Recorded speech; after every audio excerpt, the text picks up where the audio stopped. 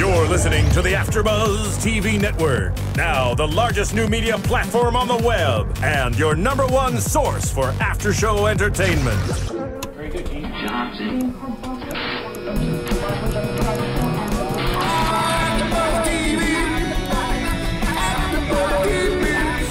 The AFTERBUZZ Studios in Los Angeles, California. Presented by Maria Menounos and streaming live thanks to Akamai Technologies. This is AFTERBUZZ TV's Beauty and the Beast After Show.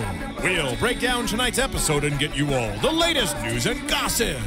And now, another post-game wrap-up show for your favorite TV show. It's AFTERBUZZ TV's Beauty and the Beast After Show. Is that what they do? Yeah, maybe I should give up a career beatboxing and just stick to the show. So, a roaring welcome to all you beasties out there. It is another glorious evening here at AFTERBUZZ TV Studios. I'm choking over here. I am your host, Alikona Bradford, here with Paige Sullivan. Hi, everybody. And we have Alex Angarita in spirit somewhere on the other side of the table.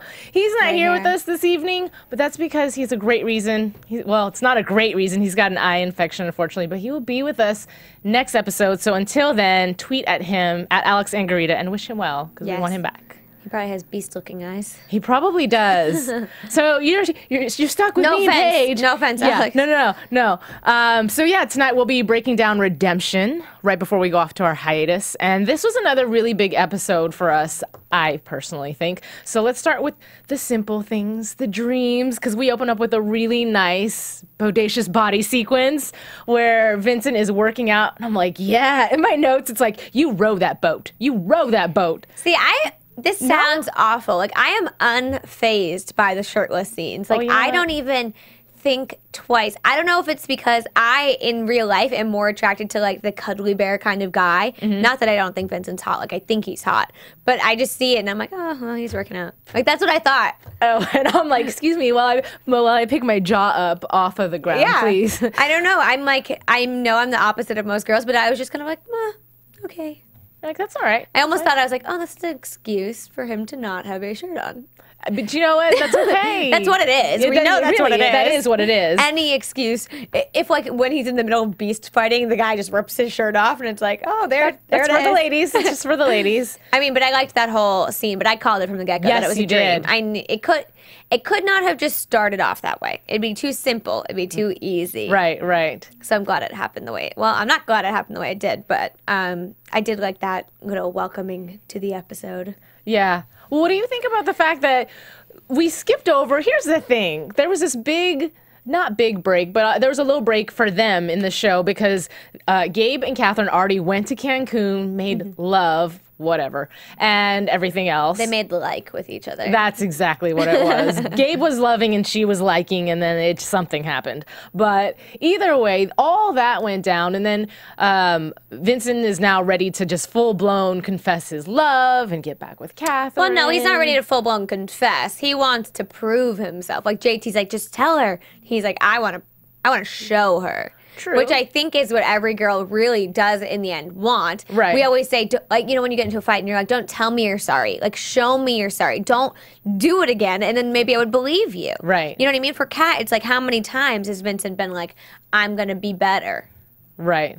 So now he needs to prove he's going to be better, which I felt like he was really trying. He was, but you know what? That fluffed up his game. Like, it totally fluffed up his beast game this episode. First off, it is not his job to be Kat's protector, Kat's, you know, it's like it's her guard dog. It's like, oh no, there's somebody outside I don't like. Poof, send the guard dog out. Like, that's what it is. Vincent is like an on-call security guard. Right. Which I don't really love. I don't either. You know, I will say it was very big of Gabe to tell her at the beginning of the episode, when he was stuck in lockdown, he was so concerned for Catherine's well-being that he had said to her, call Vincent. And she's like, what? No, call Vincent. He's the only person that can protect you.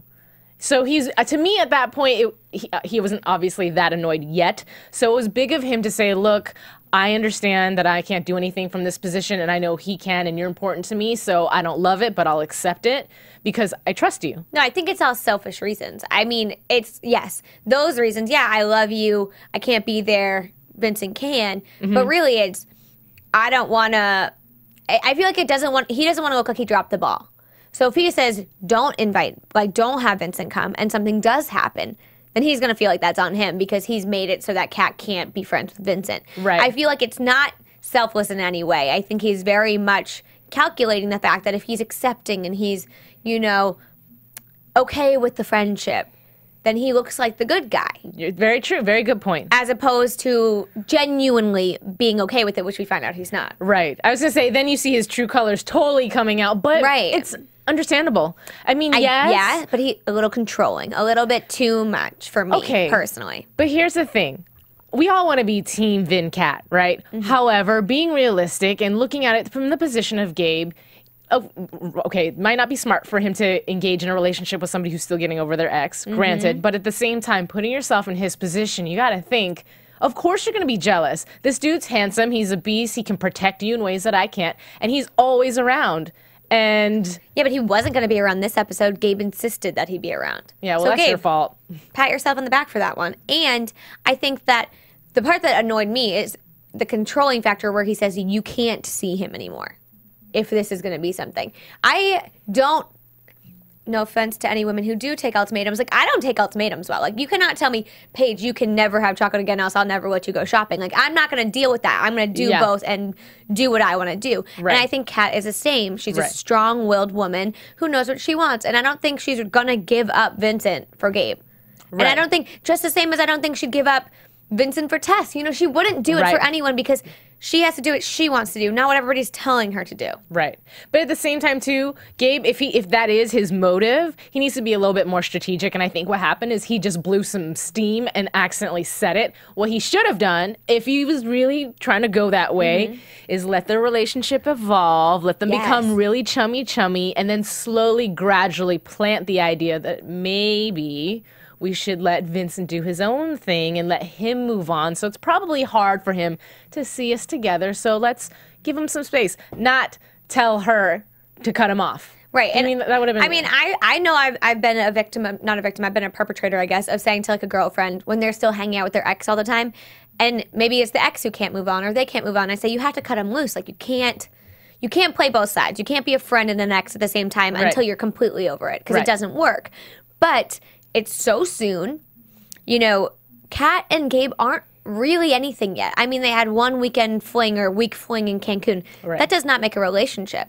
And I think you're right. If Gabe really wanted this, he would have been more strategic about it. He would have gone through the steps, really built a trust with Kat, really supported her, and then maybe expressed his vulnerability. Say, it makes me uncomfortable that you're so close to Vincent, and I am insecure in this relationship, not knowing whether or not you're truly here with me or if your heart's somewhere else. Right. If you approach her that way, she'd probably be much more I really want to show you. Exactly. But telling her you can't see Vincent, it just made her dream about him. Exactly. And then she killed him in her dream, but that was sad. That was a very sad moment. What was that? You know what? I think the reason for that, though, is just to make her realize that she does have feelings with him, which we already knew that.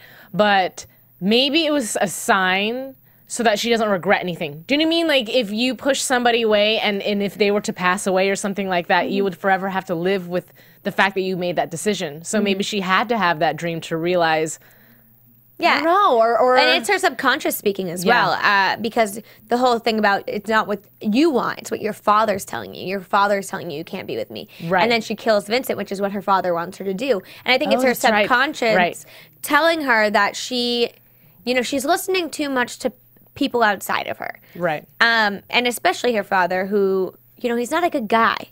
So just because he's telling you to kill Vincent doesn't necessarily mean it's the right thing to do. I do think he has Kat's best interest at heart, but like we found out, I mean, this has been going on in their family for a very long time. Right. And there's obviously an end goal that had nothing to do with Kat when it started. No, not at all. You know what I mean? There was something else. No, as I say, what did you think about his speech? Because obviously he was absent from Catherine's life for a very long time because there was the pretend father, if you will. So the adoptive father. There you go. And so he's over here just dad all of a sudden. Now that your secret's out, it was only out for so long before you were put in jail, and he's just dad mode, 110. I'm in here for you, to protect you, so you can move on. Blasey, blasey, blah. I love her line. She's like, skirt, dad, hold on. Actually, you're here because you're a bad person and you did this, this, this, and She's this. like, you deserve to be here. Yeah. Which I loved. But I find that you'll find that in real life. You know, people will have absentee parents, and then when they are back in the picture, they want to be a parent. Being a parent isn't something that you just get. Like, you have to earn it. You have to prove yourself. Just like Vincent's proving himself to Kat, her dad needed to show that he really, truly was there for Kat. And he has never really done that. Right. I think maybe his true intentions are to be good for Kat, but he's not. Sorry, I got a tweet. It's kind of funny because it's from @CarrieBear. And she says, basically, Gabe's a jerky idiot. Yeah, no. I just think the way he came off was very bro-y. No offense to any bros. Not that I think you're really hold on. us. Excuse me. Can you define what you mean by bro-y? Like, not bro-y. Like, maybe like frat bro-y. Like a college boy being like, you can't do this to his girlfriend, or like, I want you to do this. You know, like those guys in college who just thought they could do and say what they want, and like that would get them the end goal they're looking for. Like, that's what I saw.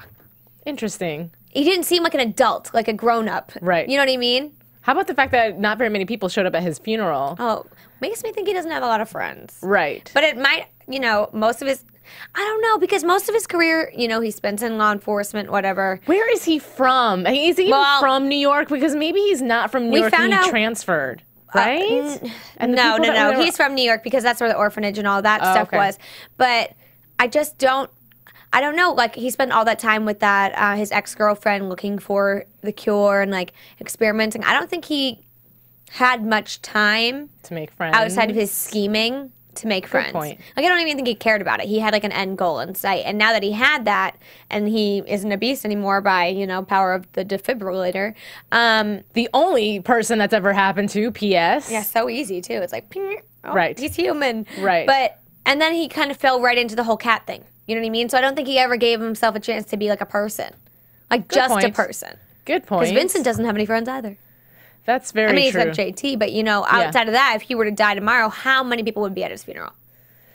Not very many. We still don't know what happened to his parents and why nobody's claimed him or called him or been like, oh, my God. Yeah, like, the doctor remembers him and stuff. Like, I still want to see his family. Like, I know we're playing out this storyline with Sam and Kat and Gabe and Vincent, but I feel like they should have that was something that had to happen. Like, the day he went on the talk, the parents should have come forward. I mean, that is just hands down what should have happened. It doesn't make sense chronologically that it's not going to happen till later. Right. You're very right. The only thing I will say is maybe his parents are older and they don't watch TV. You don't think somebody would have called them and they missed the episode of the talk? Somebody's called them. You know, old people, they like call each other.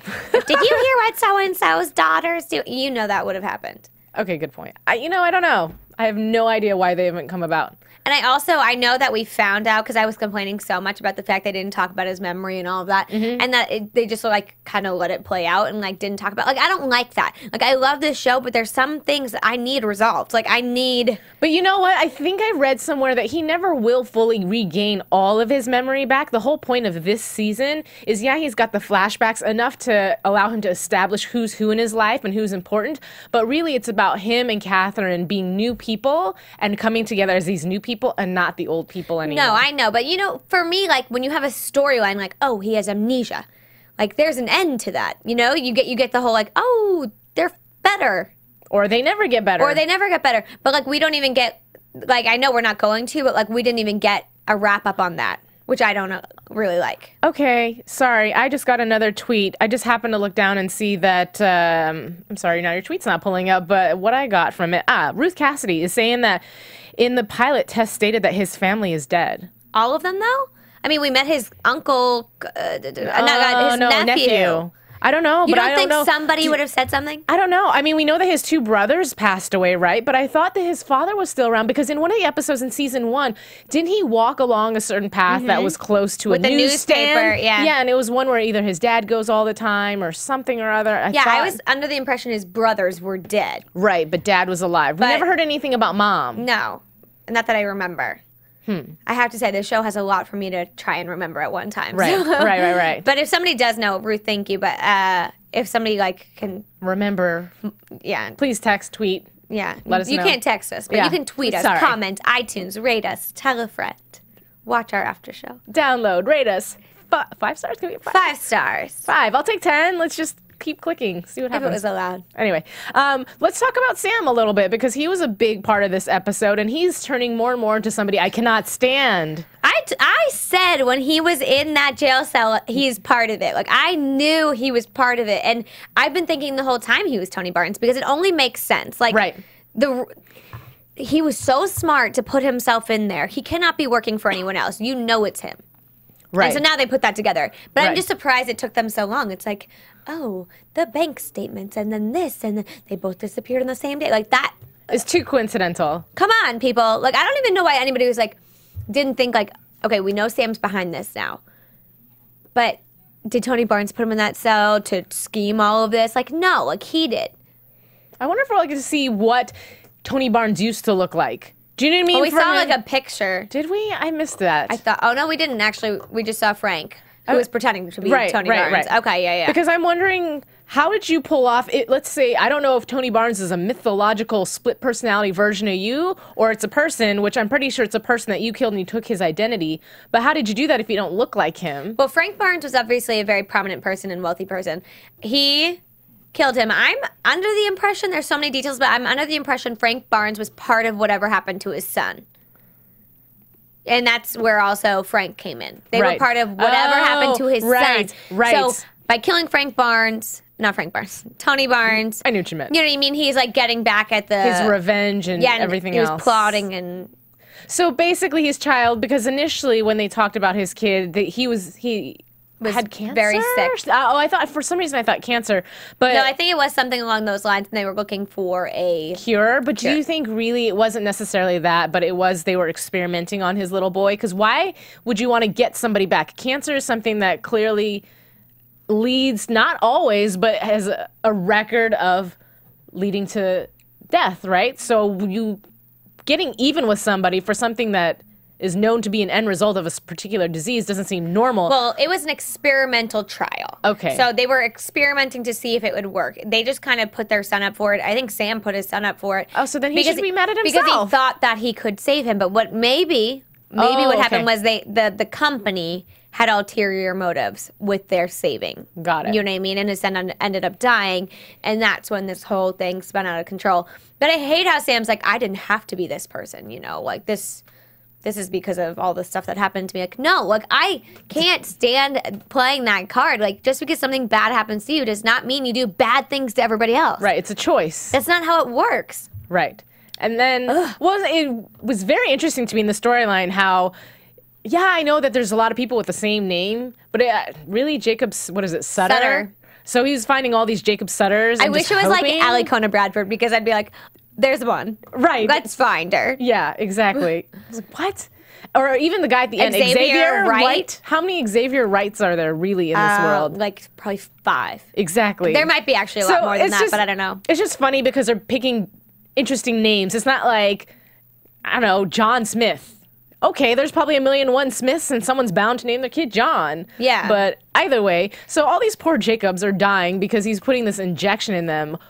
I'm trying to figure out why he wants another beast, because he's clearly the one that he created this episode, treated like a dog. Go fetch her. Not literally, but you know what I mean? Like, go do this for me. Go do that for me. Fool. I would say inject yourself, but you obviously don't have the gene. But really, you're just going to go around injecting people and turning them into your slave? Until he finds the one he wants, yeah. Well, he said he's going to use them to get back at the people who did whatever to his son, so... But why was he intentionally luring... Okay, here's the thing. One of the things I put in my notes is that Sam is very smart. Yeah. Obviously, as much as I hate to admit it. But the way he set everything up, knowing that he could lure Vincent in if he did this and he did that, it worked. And he was planning on getting Vincent to have his ass whooped. Oops, well, because... sorry. No, it's just the ASS word. Okay. You guys have heard it before. I honestly think that was just to get rid of Vincent, because he's the only beast standing in his way. And he knows Kat's still looking for Frank Barnes, and eventually they will catch on. And Vincent, you know, is the only thing that could probably stop his new beast. Right. But obviously not, because he's like supercharging this dude with like more and more serum and making him like crazy. Yeah, I feel so bad for this Jacob guy. Like, the whole time I was just sitting there wondering, like, does he have a family? Like, is he married? Does he have kids? Like, I felt really, really bad. And just the way, you know, Vincent said, like, I hesitated because I had a hard time seeing the person versus the beast. And, you know, at least with the guy in the hospital, that was a person he could see was dying. Whereas the other guy, you know, he's trying to kill him. Right. So I'm so glad, first of all, that the serum that JT created worked. The second But does serum, that obviously. mean it can stop you from being a beast? Or is it solely to fix if you had the beast thing injected into you and you're not a beast? I think that's what it was. To be honest with you, I think that each serum has to be specifically formulated for a purpose, and I think that's like what... determining on your genes and all that. Exactly. And maybe that gene that all those kids in the orphan had and Vincent had is something so special and so strong, and that's why JT is having such a hard time cracking that particular code. But the one for the regular humans, he's like, okay, let's mix and match, and maybe I can come up with something. Right. But what I wanted to touch on is the fact that here comes Vincent in his coat, assuming the role and talking to this poor man's wife and telling her that it's going to be okay. And as he's having this conversation, in my mind, I'm thinking, Vincent, can you really promise this woman, or are you just making her feel better about the situation? Because if that's the case, I think it was his, that's messed up. Yeah, I don't know.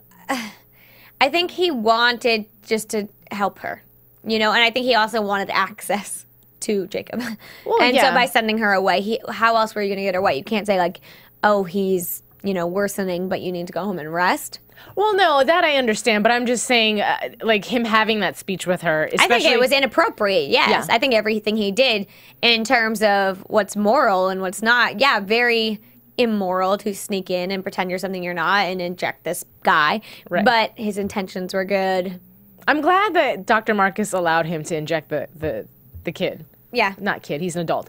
But what I will say is, when he first came across Dr. Marcus with Catherine, and one of the things he had said is, you know, your boyfriend is by far one of the most gifted doctors, you know, during his time or whatever he had mentioned to him. First of all, A, awkward situation. But B, it just lets us in a little bit more on Vincent in the past. He wasn't just a doctor or a pre-med, or I don't know if he'd actually gotten... Resident, yeah. He was amazing at it. He was wonderful at it. And then now Vincent's thinking, what if I could just have that life back? I want him to be able to get that life back. I kind of want him to be like a cat, you know? She has her job, and then she has the other stuff. Her life. Yeah. I like the way Catherine, at that point, Vincent is not caught on to the fact... Well, I don't think she told him we can't see... Oh, that was a dream. Rewind. Hold on. It was all a dream. It was all a dream. Yeah. No, but I was going to say, when that moment happened, you see Vincent have this smile on his face, and I think he had just had that speech with JT, who the entire episode is just cheering him on. It's like... It hasn't been said quite yet, but obviously him and Tess are starting their own venture, and we see this JT that's happy and sprite and very optimistic, whereas compared to the JT in season 1... Was very down on it. Yes, just rawr, all the time. So it's nice to see him so fresh-faced, and everything it's going to be amazing. Like, you guys are destined. And yeah. So, excuse me, But Vince, you can see that watching them. Like, Gabe and Kat, yeah, it seems cute. You know, it's nice. But, like, with Kat and Vincent, there's just sparks. You know, they're drawn to each other. They can't stay away from each other. I'm going to argue that one. How? For once, I will argue that one.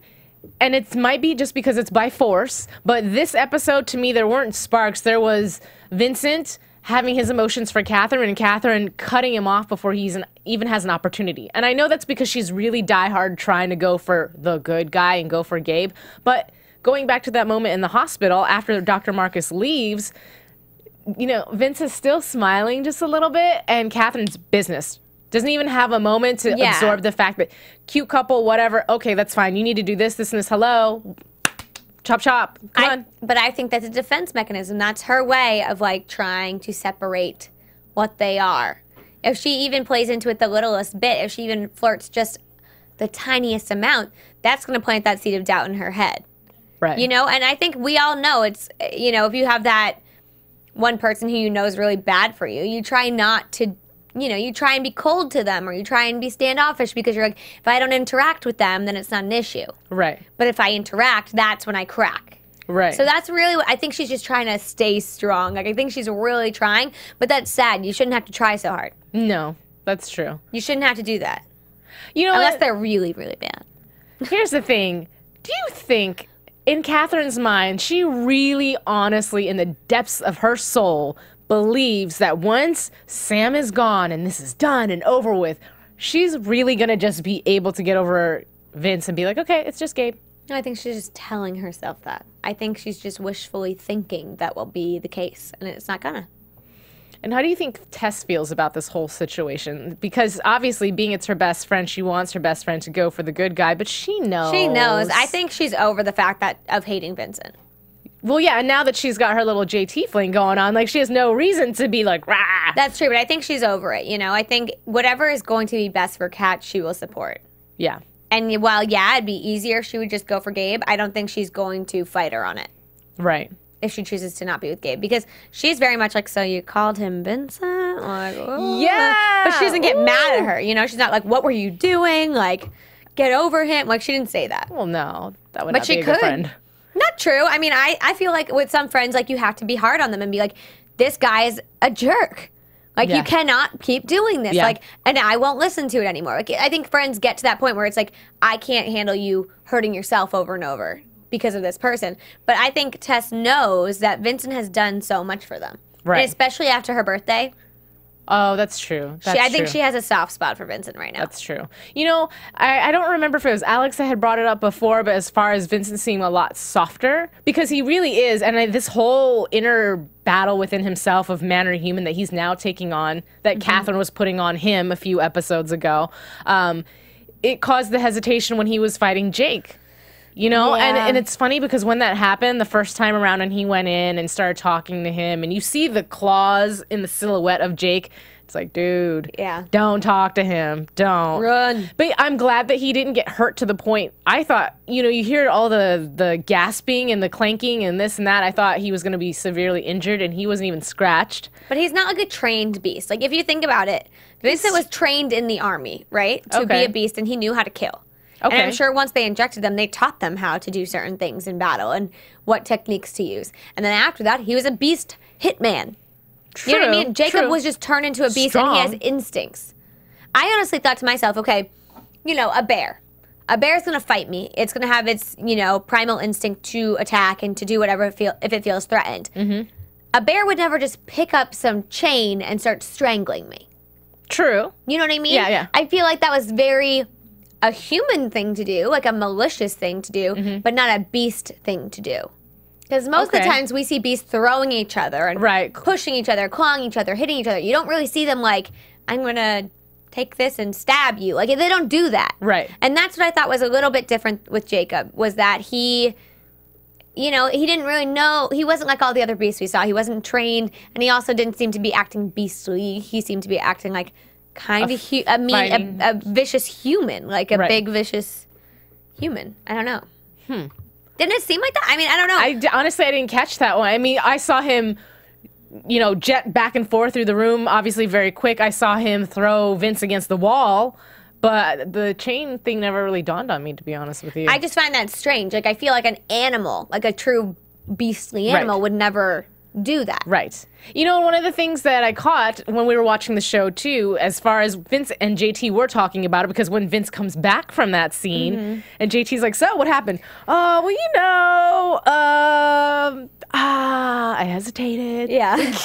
But either way, in the conversation, it was mentioned that Tori's blood was inside of Jake. So I'm like, oh. Because he made the serum with Tori's blood. Yeah. I wonder how much they took out. Well, they took a lot out of her. Enough to kill her. So. Yeah, exactly. So I don't know, because Tori also had a lot of, well, she didn't have rage. She was just a brand new beast. I was going to say anything that she had and her father had. Her father was obviously a very strong beast when he was around. So maybe in their genetic code also, too, they've been engineered a little bit stronger on top of the extras from whatever JT did and now that Sam is doing to the serum. Who knows? We have no idea. I don't know. I'm not a scientist. I don't either. This is a totally random note and completely irrelevant to the story, but I caught it anyway. So during that same conversation piece, they're talking about an antidote, right? JT and Vincent. And I don't know why. I was like, I think his accent came out because, oh, never mind. That was so stupid. He talks in an accent. My point is completely irrelevant now. You thought his actual accent came? Yeah. But he talks in a weird accent anyways on the show. Well, I guess so. Never mind. You guys, don't mind me. I had a moment, and then I'm done. I'm okay. good. I'm good. That's All right. okay. All right. Let's go back to the show. So, finishing the serum, obviously, innocent Jacob He's saved. He's good to go. Now there's going to be an Xavier who's clearly... you know what? I'm really mad that Sam didn't get caught. I'm also annoyed because I feel like, okay, we just saw this happen. Like, now we have to track down the next new beast and, like... Can he be done? Can his story arc be done? Yeah, I'm over him. He's creepy. He's weird. Like, I'm over Sam, and I'm over the fact that they're tracking down all these people who can potentially be beasts. Right. Well, and even when Catherine's like, hey, P.S., by the way, Dana's alive. And now he's going to... Little premature Catherine. Yeah, why would you say that? And I don't understand why Gabe got to a point where that was ignorance on his behalf for him to think he could go in there and do something. I'm just going to coax him. And you see him, I don't know what he's doing to Jacob, but doing some petting gesture and then walking in there and, well, what are you doing, dude? I don't know. Not that I'm over this story arc. Like, I think it's very interesting, and I'd love to learn more about why Kat's involved and her family and all of those things, more about the necklace. I would like to know that stuff, but... I don't love Sam's character. Right. I would like for him to be gone. And I also just feel like we had this whole episode with the Jacobs. Why do we need an Xavier now? Right. You know what I mean? I feel like we got that beast. Now get Sam. I don't want to have to go after another new beast. Yeah, I don't know. It just seems repetitive. Yeah. It just seems like the same storyline. Why can't Vincent track him down like at the very end of the episode? It's hard to track. That's baloney. Or maybe this is reaching... Obviously, Vincent probably doesn't want bad things to happen to him, but at the same time, Sam is the reason why him and Catherine are working together and why Catherine continues to work with him because she wants to get this done. So you think subconsciously he doesn't want to find Sam? I mean, maybe. But I think he was also very upset about Jacob, the one he saved. Well, at that point, so he's not going to let Sam go. Right. Well, at that point, yes. But I think prior to, it was like, meh, it's a priority, but it's not that big of a priority. Yeah, I also think that... I don't know, this is weird, but you know how, like, when people go, like, deer hunting or something, or, like, people go hunting, they'll put, like, stuff on them so the animals can't smell them? Like, maybe Sam, like, something on him? knows how not to be tracked. Like, we know he's really smart. This is true. Like, I don't know what you can do not to be tracked by a beast. I don't. Like, I don't think he's rubbing urine on him like I think hunters do. Ew. I know, but I don't do it. Sure. But I think it's deer urine. I'm not quite sure. Yeah. But I don't know what Sam's doing, but maybe he really is hard to track. Maybe.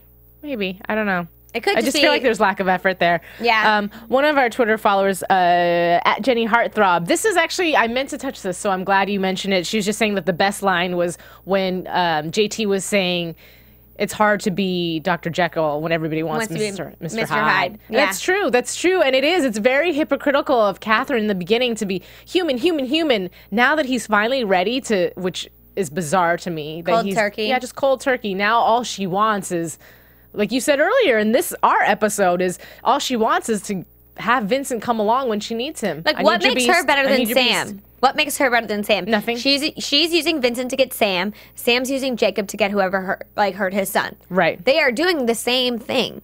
The only difference is Vincent was already a beast and she's not forcing him. Right. But she knows he'll do anything for her. Of course. So it's manipulative. Very. I thought it was very awkward, too, at the very end of the episode where Catherine and Vincent are walking, talking about the situation, and then here comes Gabe, and I don't know, it's just weird to see her go to Gabe's arm and, kind of stand next to him in their couple manner or whatever they're doing. Mm-hmm. And I don't know if it was Gabe that had mentioned something about it being weird or sorry the bad guy showed up type of situation. And Vince was like, no, it's totally fine. Yeah. But I'm thinking, awkward. Yeah, it was. Well, and then Gabe obviously felt very uncomfortable because he throws a hissy fit when they get home. Yeah. Well, I'm not for Gabe's position, but I get it as far as him thinking. I get it, but like Vincent just saved your life. No, thank you. Deal with it. Thank you. But I'm just saying, for him to say this relationship feels like a party of three, it really does. It's partially his fault because half the time he's saying, go get Vincent, but the other part of it is Catherine still getting Vincent involved. But it's also both of them realizing the facts. Kat is not over it.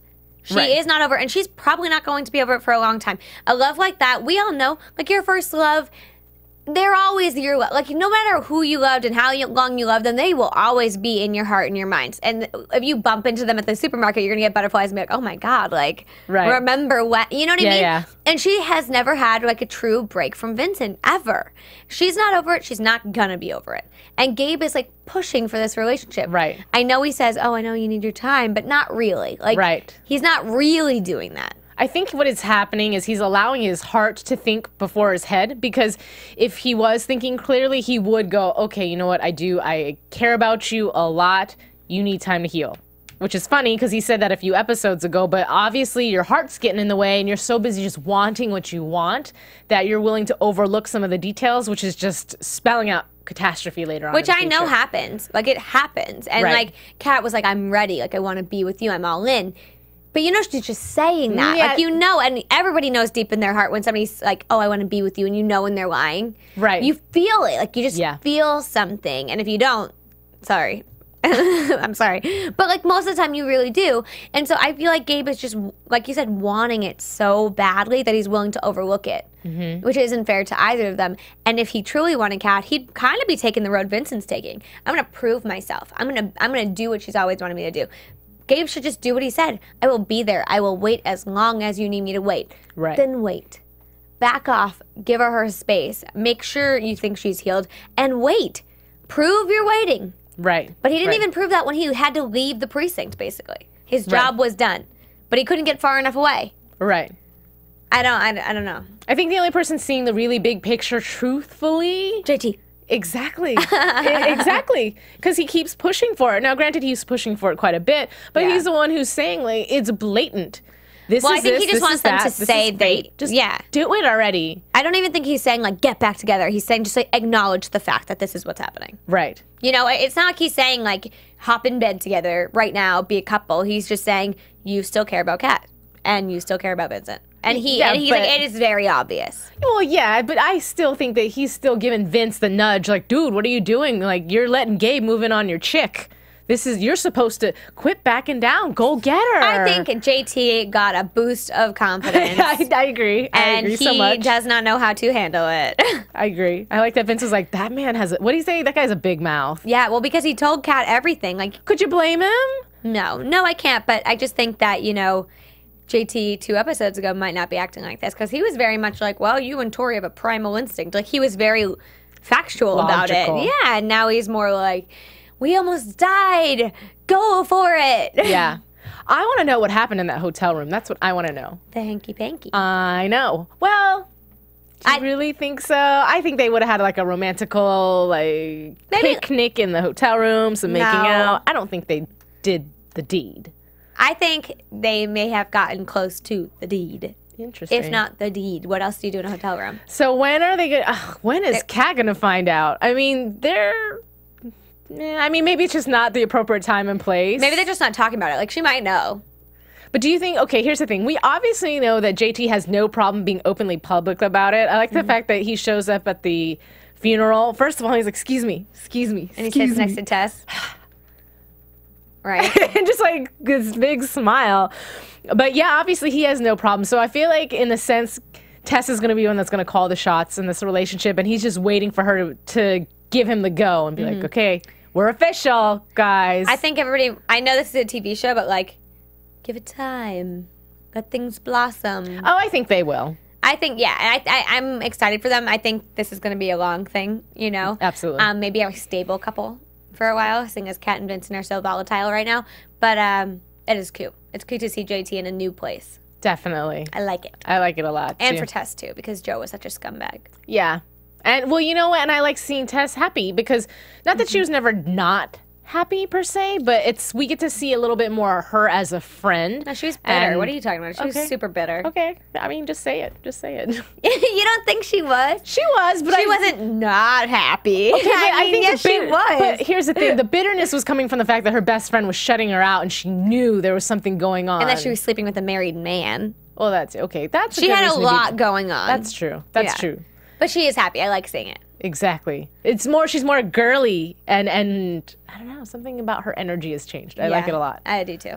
Anyhow, I think that we've covered pretty much everything for this episode. Yeah. What about you? Yeah, I think so. All right, so let's get into some news and gossip. AfterBuzz TV News. Okay, so while our engineer pulls up our pictures, because, I like to do pictures, I have a few things to go over. First of all, we all know that this was the last episode before our hiatus. But it's only a week. I know, but it's still dramatic, okay? It is true. So my theme for news and gossip is Blast from the Past. So this is the lovely Nicole Anderson, and she looks very beautiful on the cover of this magazine. I wanted to talk about what she's been doing, in case any of you guys are Nicole Anderson fans.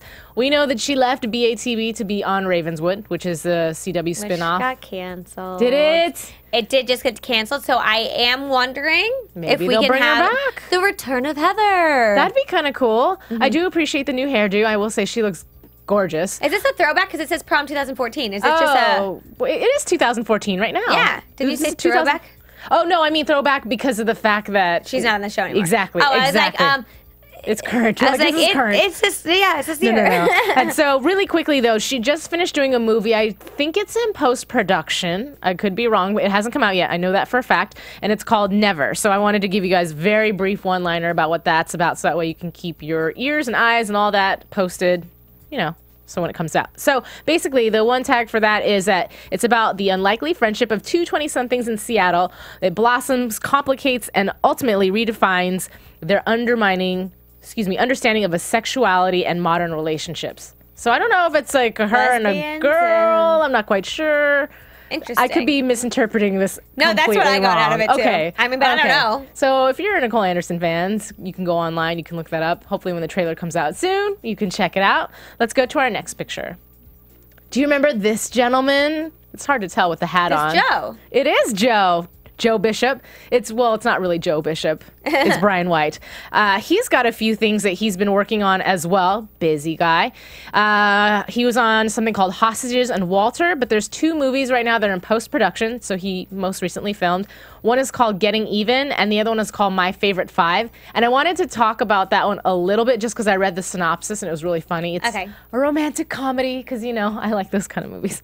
Anyhow. Me too. Rom-coms. Yes, so it's a romantic comedy, and it's about this girl named Haley who's played by Rochelle Eitz, if I said that right. She's from White Chicks and Medea's Family Reunion. But anyway, basically she is a self-proclaimed serial dater who has no interest in marriage, kids, or the white picket fences. And she does enjoy the company of men, 5 to be exact, because what she feels like is not one man can possess every single quality that a woman could need. Oh. And there's 5 basic things that she needs from a man, so she has 5 different men for all those things she needs. So it's like when she's sad, she goes to the comforting one. Right. When she's frisky, she goes to the sexual one. Exactly. Interesting. But then she comes across this guy, and of course he's not looking for a relationship because, I don't know, he had something else happen to him in his past. But it's a romantic comedy, so obviously they fall in love somehow and a bunch of good stuff. Anyway, it just sounded like something I would want to watch, so, I'm just sharing. And, of course, going back to all our past BC cast. I don't have any more pictures of anybody else as far as past cast. I know we talked about, I was going to call him Evan. I know. Max Brown, because it was his birthday last week. I don't have any news on him as far as things that he's been working on. I feel like he's just in LA reading scripts, maybe just getting back into the pilots, maybe. So that's that. There are a few videos. You can go ahead and cue those, but I'm going to talk a little bit about an interview that Austin gave a while ago, just talking about him and Tess. So he was just saying that as far as all the fans and wanting certain things and how they want them, he says that our writers have a way of giving the fans what they want, but not necessarily the way fans want them. So it's a give and take. You can't write a show just by the fans' whims, which he's talking about fans, because then the artistic and creative aspect of the show becomes communal, and it's important to maintain the singular voice of the series, which makes sense. Because at first, as a fan, you want to say, well, why are you not listening to me? But that makes sense. But there's a plan. I mean, yes, there is definitely a plan. There's always a plan. There's a plan. Okay, so I have a couple videos I do believe are still being queued up. Yeah, sorry guys, just trying to get it working for you. Okay, no problem. 1 minute. So I'll explain the 2 videos while she's pulling it up. One, I just, we were talking about Tess, and I really do enjoy Nina, I'm sorry. I do that to her all the time, Nina Lisandrello. And there was an interview. It was done a while ago. I believe it was during season 1, but I still liked it. It's a long interview. You guys can find it online. It's her and Austin basis. And she's talking about how she studied for the part to become her character as Tess. So I just have a really small section of it that I wanted to play, but it is a 45-minute interview. So if you guys go online, where is it? Let's see. Hold on, I have it written down. The Screen Actors Guild Foundation. So I want to give them credit. The Screen Actors Guild Foundation did an interview with the two of them. It's titled "Conversations with Nina Lisa Andrella. Thank you, an awesome basis of Beauty and the Beast. So hopefully I can get that up soon. Also, the second video is a really funny one because, you know, last week we did Awesome Basis doing Gangnam Style. This week we have another special one. So we'll hopefully get that. While we're waiting for our video to pull up, at Jude456, she was talking about tonight Noah Danby. If you guys recognize him, he was our new beast, our short-term beast. He's also Jacob? He was Jacob? Yeah, Jacob. He's also on Bitten, Riddick, and Defiance. So if you like him, you can find him on that. That's a lot. He's on a lot of shows. Yeah, he's been a lot. And also the gentleman that played Dr. Marcus, I don't want to butcher his name, but I do have it written down. Didn't even realize he's the guy from Twilight. He's the guy with the really long hair, the whole Twilight series. Mean guy. Wasn't he mean? Yeah, and if you look him up on the internet, guys, it's so bizarre, the transformation. Like, they look like them, but you wouldn't even think. Anyway, here's the little segment. If we can get this to play, that'd be awesome. Cops. So I did a couple of ride-alongs, which was fascinating. Ooh. And the cops used to get called a lot to the bar that I worked at for some odd reason. And she's a bartender. I was just always so fascinated with NYPD. It's just like you'd be outside and they would like car pull up and it's just like cops are here. Like this is the way they would get out of a car and it was just like what's going on and you're just like ugh. And it's just like the most intimidating people in the world. But then as you talk to them more and more, it's just they're guarded, but they have like an amazing sense of humor, and they like to bust chops and stuff like that. But it's all about respect, and you know what they do is incredible. New York is the most intense city, so yeah, it was interesting working with them. And okay, so we can cut this off. Like I said, I just wanted to show a very short segment so that way you guys get interested enough so you look it up. The part that we did miss here was just her saying before she got the part for Beauty and the Beast, she was a bartender, and then when she found out she got the part, that's when she started, you know, talking to some of the cops that she'd see as regulars. But I thought that was really interesting because me being an entertainer as well as you or any of you at home who have big dreams for whatever the case may be, you know, she was not to downgrade that job by any means. But here she is one day working at a bar and the next day she's on the CW and she's on Beauty and the Beast. You know, she's probably working her grind as an actress here in LA, doing all these things. And I just think that's really cool. So that's honestly why I picked that section of the interview. Can we pull up our second video, please? While she's pulling that up. Yeah, I'll be right with you. Okay. It was a post-Valentine's Day treat. And I'm sure a lot of you guys have seen it already because actually one of our Twitter followers sent it to me. And then I'm playing it for you guys. So while she does that, I lost my notes. Oh, no. Oh, no. Okay, here they are. Except my iPad is going crazy. Thank you. Okay. Sorry. Forgive me. What else was I going to talk about? I think that's it, actually. So I'll just hang out. We'll discuss what we think is going to happen. We'll skip the predictions music, but we'll talk about our predictions while she pulls up the video. Yes. So in the very last part of the show, we see they always give us this little snippet previews, and I swear, CW, love you, but hate you for the way you do the previews because it's like snip, snap. What just happened? Very misleading, always. Very much so. And so I wrote down something about I want her back. So obviously that was Vincent talking. Mm-hmm. And Gabe saying something like, if you love her, you'll stay away. Mm. Yeah. Gabe, go away. I'm sure a lot of people feel the same way. No, but like, you know, if you love her, stay away. Why? For Kat's sake or for your sake? Right. Because no matter what, Kat is involved. Kat is in on this Sam thing and this Frank Barnes thing, or not, Tony Barnes thing. She's involved. Right. No matter if Vincent's around, alive, dead, she's in this. And she's not going to stop because that's who Kat is. Right. So don't tell Vincent to stay away for Kat's sake because the danger's going to be there. Right. But I think Gabe's trying to play off the whole bit about he's not the better guy, but the better choice because he's not a beast and he is human and he can give her a normal relationship. Was so mad. I didn't say this earlier, but when they were in that fight and he was like, he's a beast and he'll always be a beast. You were a beast, Gabe. Right. Do not look down on Vincent. Do not shame Vincent for who he is because you were Vincent. Thank you. But worse. Because Right. you were malicious and you were going to kill Vincent. Exactly. Exactly. No. At least Vincent had some morale and it was trying to help people. I honestly think true colors are coming out. Yeah, he was trying to prove himself. I think he wanted to win Kat over. Guess what? I think that was all kind of just a thing. Yeah. I think he's, you know, he's not really as nice as we think he is. Interesting. I think I'm going to give one more prediction, and we're going to go to this video since it's up. It's big, bright warning sign. But anyway, what I think is going to happen, yes, I do think true colors are going to start coming out.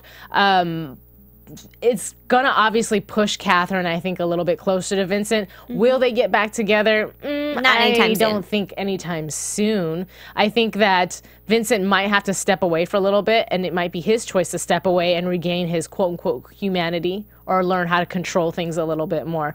And like you said, focus is going to go more towards JT and Tess and where their relationship is going to go. I hope so. As far as Sam, we found out he found Xavier. We're going to go through this whole rigmarole, but I don't think the writers are going to let us have another episode that's identical to this one. No, I don't think so. So hopefully he'll be caught within the next episode. Fingers crossed. Yes. Let's go to this video to put us in a better mood, shall we? Really buff dudes dancing without shirts and grinding their pelvic regions. If that's not your cup of tea, please click away. Okay, I think... What a warning. I know, right? Do we have to push watch, or is it... Oh, there we go. The Chippendales? Yep. Oh, that's funny. Oh, it gets good. That's so funny.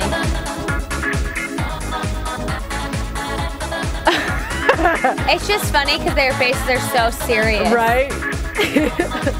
But some of these moves, right? For those of you who are listening, yes, with the booty shimmy. For those of you guys who are listening to this on iTunes, you can also watch this on YouTube. It's actually Chippendales performance by all the gentlemen of Beauty and the Beast. We've got Austin Basis, we've got Max Brown, and of course Jay Ryan. Oh, sorry, that's the ending of the video. Brian. And Brian White, sorry. Anyway, I laughed when I saw this video, especially the dance moves. So that's to put you guys off into a very nice hiatus next week, something to daydream about while we sit at home, patiently waiting for the next Beauty and the Beast episode. Yes, yes. So we did our predictions while we're waiting for the video. I think we can go ahead and wrap it. We'll say a very lovely good night to all of you ladies and gentlemen.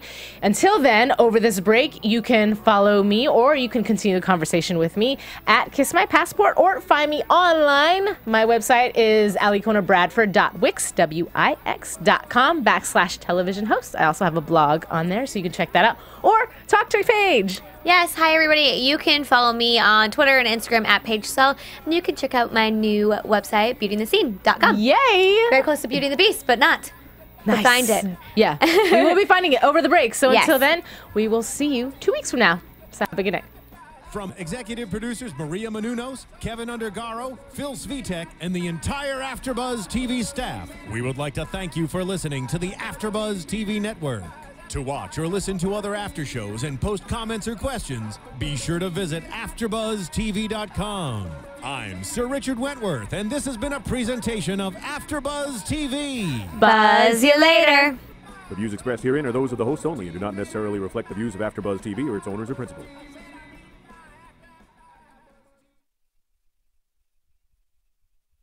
Thank you for watching AfterBuzz TV on YouTube. For more of your favorite after shows and interviews, subscribe to our channel here, and be sure to share your opinion on the episode in the comment section below here. We'd love to see what you guys are buzzing about. Thanks again. Buzz you later.